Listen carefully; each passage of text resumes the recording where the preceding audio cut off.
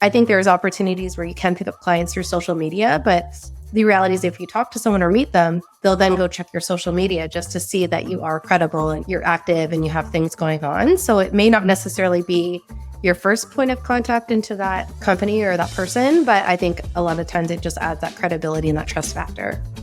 Hi, my name is Maude, and I'm on a mission to empower realtors with cutting-edge insights, success stories, and actionable strategies from the top minds in real estate. Welcome back to the Sold Right Away podcast. And in this episode series, we solve real estate marketing challenges in real time, unlocking modern marketing success for the real estate industry. And that's why today I've brought on Serena Holmes. She is a business owner, a strong mind in real estate investing, lots of experience in terms of entrepreneur, networking, building a business, and being a realtor as well. Let's get to my chat with Serena. Hi, Serena. Thanks for joining us on the episode today. Tell us, how did you arrive to real estate? So I actually had my own business for 18 years, which I sold back in February of 2022. But a lot of it started with a business coach that I had in 2013 that encouraged me to use some of the retained earnings from my business to invest with. So it really started more on the real estate investing side, specifically with a condo I bought in Florida when the dollar was at par. And I held onto that for 4 years, and then I sold it, joined a real estate education group and bought a couple of pre-construction properties, invested in syndicated mortgages and land development. So things just continued to grow at that point in time, and then subsequently joined a mastermind and just started ramping some of that stuff up. But in terms of segueing over as a realtor, it was really kind of the catalyst during COVID. I had my daughter 3 months just before the pandemic started. And the girl that I had promoted to be my mat leave replacement quit when she was 2 months old. So I hired a mergers and acquisitions company to sell the business. And then we literally went into the pandemic, like right after, like within 2 weeks. So, I think at that point in time, nobody knew how long this was going to last for. So I thought, well, if I can't be running events, like this has been my business for almost 2 decades, like what am I going to do? So I thought since I was already investing in real estate, I would get my real estate license, and kind of started that when my daughter was about 6 months old, and took about a year just to get that completed, and got my license. I guess it was in the middle of 2021. Nice. Very cool. And then from that, what was a defining moment as you were starting to do some deals in real estate that you thought, this is going to be my thing? I haven't even decided, honestly, if it's still going to be my thing. Like, I don't know if I love it for a few different reasons. Like, I actually had a lot of passive income coming in. So I wasn't worried about getting out there hustling. I wasn't really working that hard. Like, I did work with a couple of other realtors, and I had a few deals in my first couple of years. And what I found really the main difference is that residential real estate is just, it can be very emotionally charged. And I think sometimes the expectation that clients have is a little bit unrealistic. So it's been very different than working on the B2B side when I'm used to working with like Rogers and the airport and consumer packaged goods, where people have corporate budgets and they understand like business hours, and I mean, we're in events. So like, don't get me wrong. There's plenty of times I got emails in the middle of the night, early in the morning, late at night.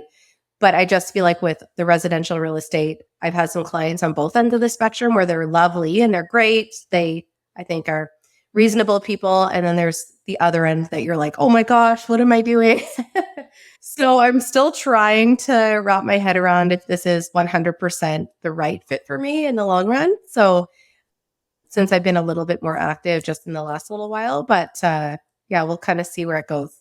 Nice. I love it. Because, you're learning as you go and learning what the expectations are, the clientele you're dealing with. Yeah. One thing we talked about was going into commercial. Is that something that would be more like your corporate background, your corporate side, your corporate clientele?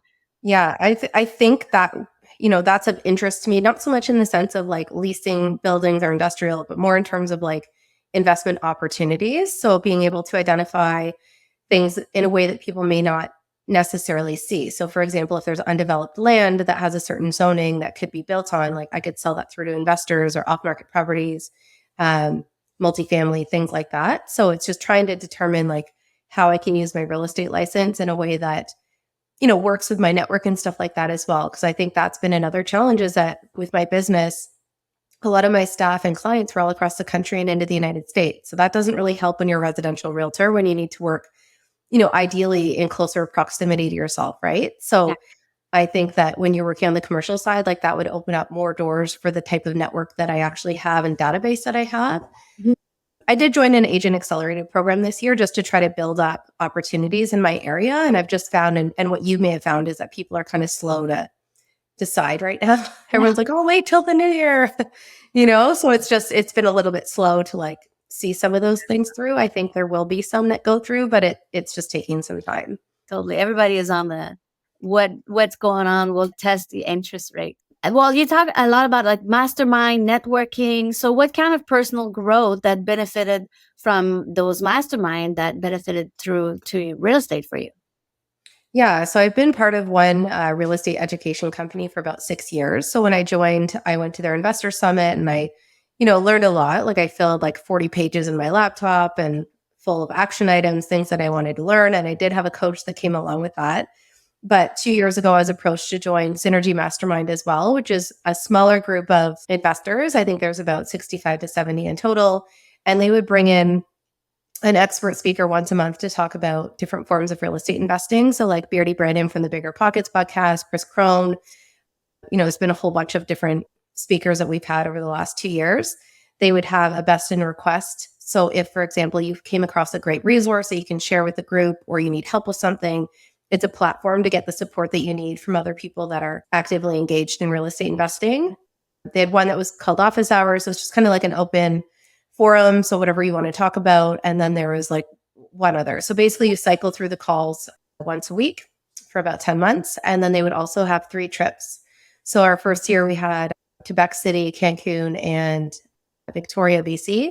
And then this past year we had Collingwood, Punta Cana, and Canmore. So they would bring in speakers in those areas. So for example, like Sky McLean, who runs Basecamp, she's got a company worth like hundreds of millions of dollars at this point building resorts at the base of mountains that hadn't previously been developed. She's working on a Nordic spa right now.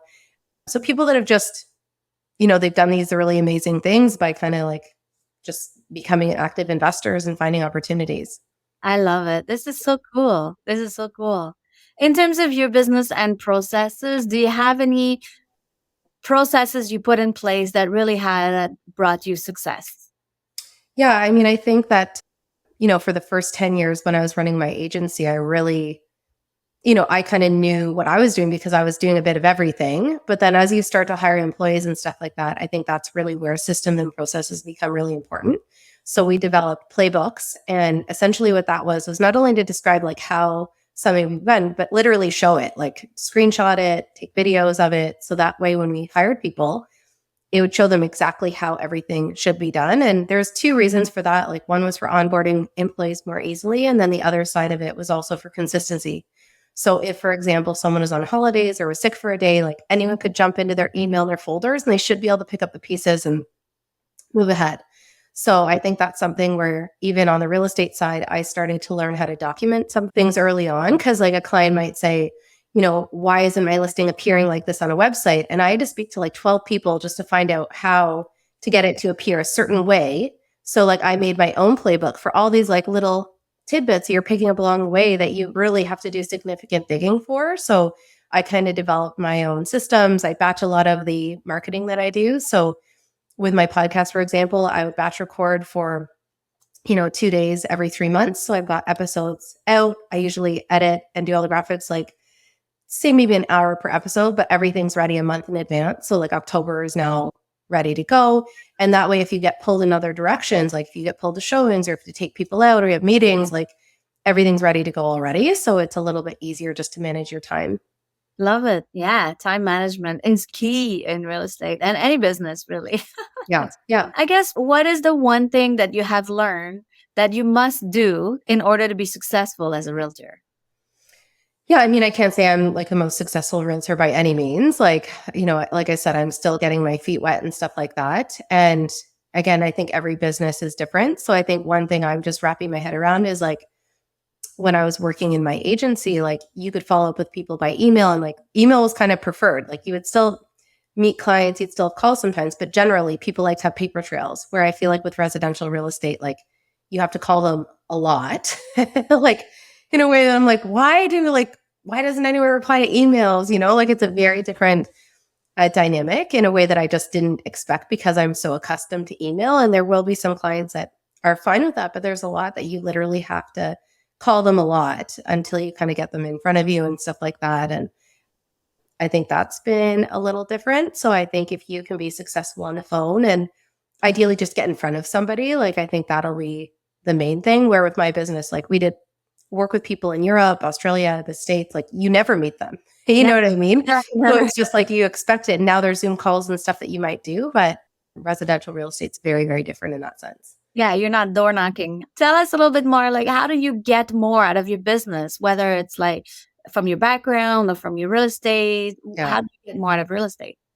Yeah. I mean, I think that when I had my agency, like we did a lot of repeat referral business, which is very similar to real estate in some ways. Obviously, it's different in the sense that a company might do like 5 events in a year or 10 events in a year. Well, people aren't necessarily buying and selling houses that frequently, like unless they're investors. So I think that's obviously a big opportunity for someone that, you're supporting somebody that's scaling and stuff like that. But, we did a lot of online search optimization. So we really revolutionized our business. Like we went from 100 quotes a year to like 900 by the time COVID hit in the span of 7 years. Wow. So we did a lot of targeted keyword research and blog writing and stuff like that. I think now, like when you think about residential real estate, I think there's opportunities where you can pick up clients through social media, but the reality is if you talk to someone or meet them, they'll then go check your social media just to see that you are credible and you're active and you have things going on. So it may not necessarily be your first point of contact into that company or that person, but I think a lot of times it just adds that credibility and that trust factor. Mm-hmm. No, yeah. And then you touched on a little bit of marketing, where you say you batch your marketing and then what you said there. So what are things in your marketing that work really well for you?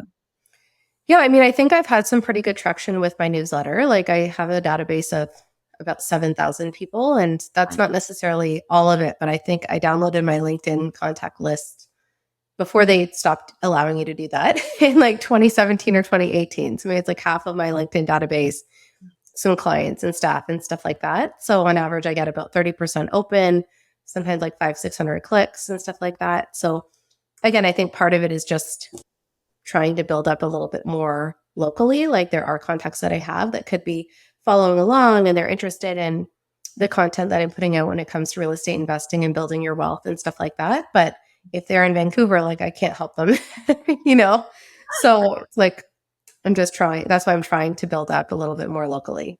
Yeah. What would be kind of like your number one marketing challenge right now that you need solving? Yeah, like I said, I think really just finding people closer to home. So that's why I joined. Since I'm with EXP, they bought Ducasa. Yeah. So I joined an agent accelerator program a little while back. So, I am getting some leads, just maybe not the volume that I had expected. Like they had projected between 18 to 30 leads a month. And I think I've had 30 in total for 6 months. So, I think once I've gotten in touch with people, like I think I've gotten in touch with all but 2 or 3 of those leads. Like some I've called like 25 times and they just don't answer the phone. So it is what it is. But if I have met them face to face and you kind of build that rapport and stuff like that, I think that's been okay. But again, just finding those ways to connect locally. I did mail outs for 6 months. As you know, those are expensive. So when I wasn't seeing a lot of traction, like I know they say to do it longer, but it was just so costly early on that I weren't kind of keeping up with it. I did try a couple of other lead gen platforms as well, and I didn't necessarily find those to be a great quality. So I thought, test this out as well. Test this out. Yeah. And then when you do your marketing into your local area, are you getting more involved in the community? What else do you do to get local traffic? Yeah, I mean, I am trying to build that up now. Like my daughter's in senior kindergarten, so just I try to make a point to go to all of her school functions, like her class trips, getting to know the other parents and stuff like that. So, right now we're selling chocolate bars. So, we'll kind of go door to door in our community and things like that. So those are some of the things that I've been kind of working towards and working on. Yeah. So you are like identifying that you need to be more local. You're putting some actions. You just have to keep at it and see what comes to it. Yeah. We all know it's a tricky market right now, right? Like when I first got my license, and I was supporting one of the other realtors at the brokerage I started with. Like I had supported him with a few offer presentation nights, and it was like some of the homes were terrible. Like honestly, like the one home I was floored. It was listed at 829,000. It sold for 1.3 million and had like 40 offers. And I was like, this home is crap. Like that just showing you like how different things are, right? And then as soon as I started to pick up my own clients, it was right when the mortgage rate started to increase.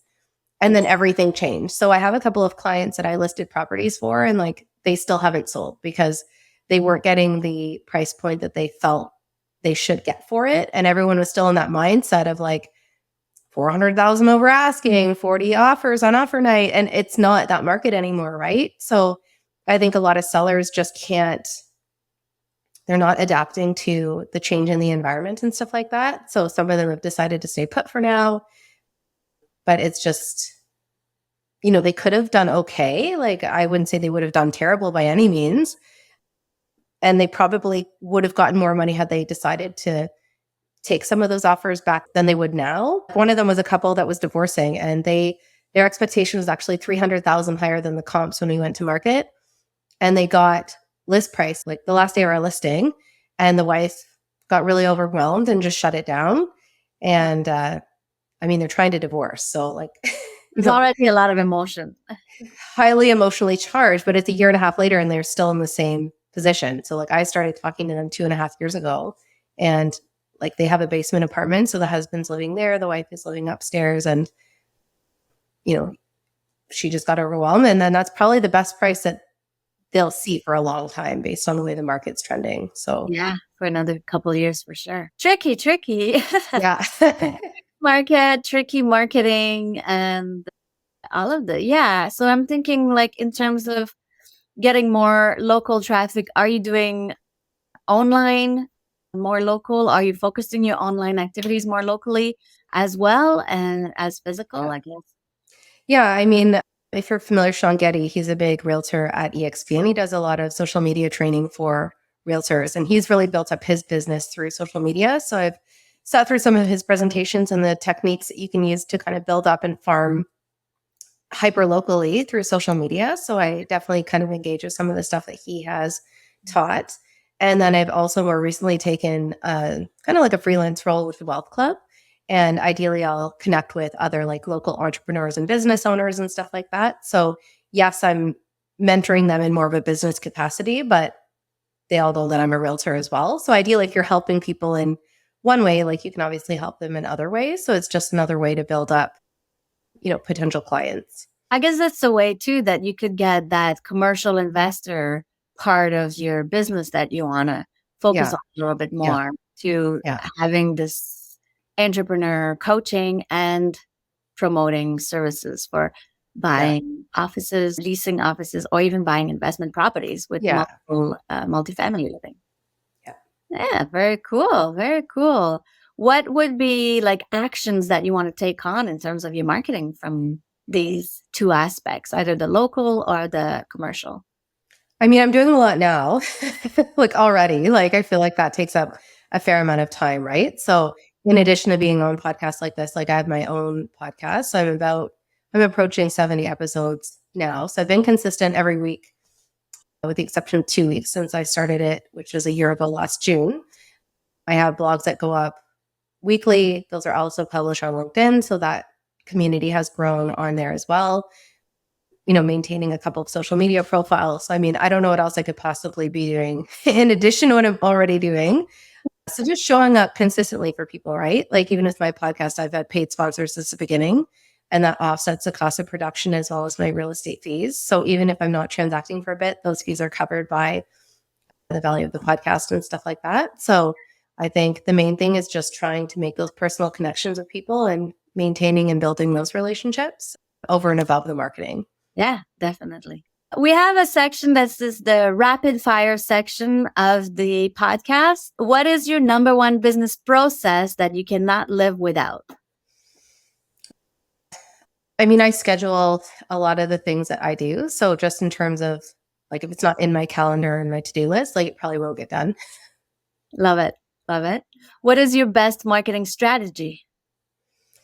Yeah, I mean, obviously, like what worked before is a little bit different from now. But like with my agency, for example, SEO was number one for us. So, like I said, we grew very significantly just through targeted keyword research and ranking on the first page of Google for literally hundreds of different keywords. Obviously, real estate being so hyper local is a very different way to kind of go about it. So, that strategy wouldn't necessarily work, I think, in the same way on this side of things, but I had really good success with that with my agency. Nice. And then what's your best social media tactic for real estate? Honestly, just commenting on things like how I got involved with the Wealth Club and who the company that runs that. I just commented on a post that they were in like close to 2 years ago. And then I was added into some social media engagement groups that they're part of. And that really helped me grow my following that way. And it's kind of led into these other opportunities. But it started with just a comment on a photo. And your most effective social media platform? Probably Instagram. Instagram. Okay. What is your top income generating activity? I mean, I've made a lot of passive income in the last 5 to 6 years. So it had been private lending until this year when things kind of shifted. But I was doing very well in that space for a long time. Nice. And then if you think of realtors in general, what are non-income generating activities that every realtor should drop? Just wasting time scrolling on social media without a purpose. Love it. Yeah, purpose. So important. Like social media and purpose should be like glued together. How do you win more listings? Still working on it. Yes. Yeah. And how do you build a strong network? I think I have a pretty good network right now just through, again, the real estate education company that I'm part of and just showing up and commenting on things and providing support. And, even with the Mastermind, I won Member of the Year this year just because I was trying to help people with best outcomes and just, making introductions to them that could help them with certain situations and stuff like that. So I feel like I'm always trying to, rise by lifting others, right? So always just by being helpful and resourceful. Yeah, rise by lifting others. I love it. Well, funny enough, I have a next question is a quote or a saying that keeps you motivated. Yeah. So, I mean, I always tagline my podcast, when you invest in yourself, the sky's the limit. So I do believe, personal development, professional development is really important and just always trying to be a little bit better than you were yesterday. Yeah, love it. And in terms of personal and business development, what is a key industry resource or a book or author that you follow? I wouldn't say like any specific one. Like there's actually like a whole bunch of different people that I follow now through my mastermind, but Dan Martell was one of our expert speakers and he wrote the book Buy Back Your Time. Nice. And he's got some pretty powerful social media going on right now. So I enjoy a lot of his posts. Nice. Very cool. What is the best advice you've ever received? Trying to think. I mean, I think probably to start real estate investing, like just the coach that I had then, like I didn't actually coach there for overly long, like for about 6 months because of another opportunity. But she was the one that kind of gave me that encouragement to start making the money I had available work for me. And, just the opportunities that's open and just being able to build like my net worth and kind of scale and stuff like that. But it started with that first step where I hadn't thought much about it. And there's a lot of money just sitting in the business bank account at that time that I was able to put to use and kind of get the ball rolling. So I think just use what's available to you to invest. Yeah, I love it. Take whatever, invest it, and real estate investment was key for you. Yeah. Everyone has their own definition of success. How do you define success?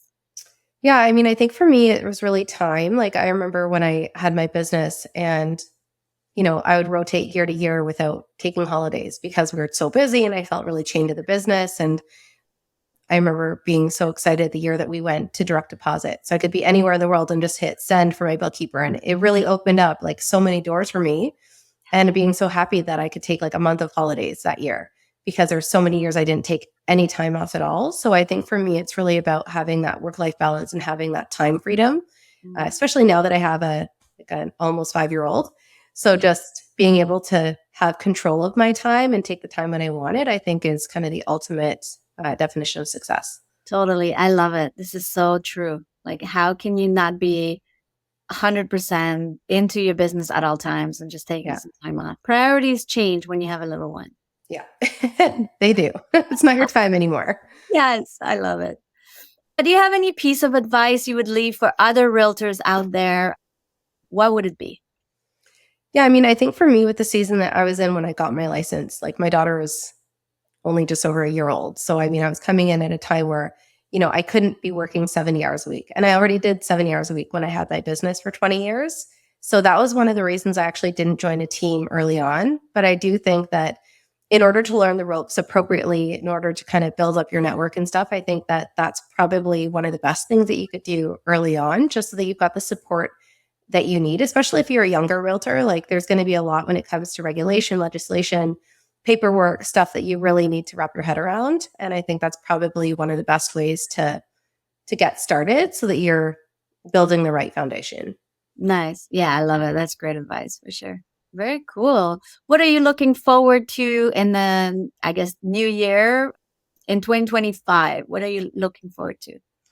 Yeah. So, I mean, like I said, I've done a lot of private lending and passive real estate investing in the last 6 years, and everything had gone very smoothly up until about the beginning of this year. And a lot of things have really shifted. So it's been really like a masterclass in litigation and damage control. So I'm really hoping to see a light at the end of the tunnel for some of those circumstances, because it's been a very legal heavy year in a way that I never would have expected. I've been working with like 5 to 6 different lawyers in different capacities on different things and in very big situations with hundreds of investors that have been affected. So I'm really hoping that we can see some traction with some of the things that have happened in the next 4 to 6 months, because it's been a pretty crazy year with all of that stuff going on. Yeah, that's going to open up your time, your headspace, your shoulder weight. Like that's going to open up a lot. Yeah, it's been heavy. It's very cool. Tell us, where do we find you, your handle, and Instagram? For sure. So on the real estate side, Serena Holmes Realtor is the easiest way to find me there. And then specifically for the podcast, it's Inspired to Invest podcast. Okay. Inspired to Invest podcast. Love it. Thank you very much for joining us on the episode today. I think that was a great chat. Lots of learning. Great. Thank you. I'm excited to see your year freeing up for yourself. Thank you for tuning in to Sold Right Away. Don't forget to subscribe and leave us a review wherever you listen to your podcasts. If you're ready to take your real estate career to the next level, visit us at Sold Right Away for more resources and support. Until next time, keep growing and keep closing.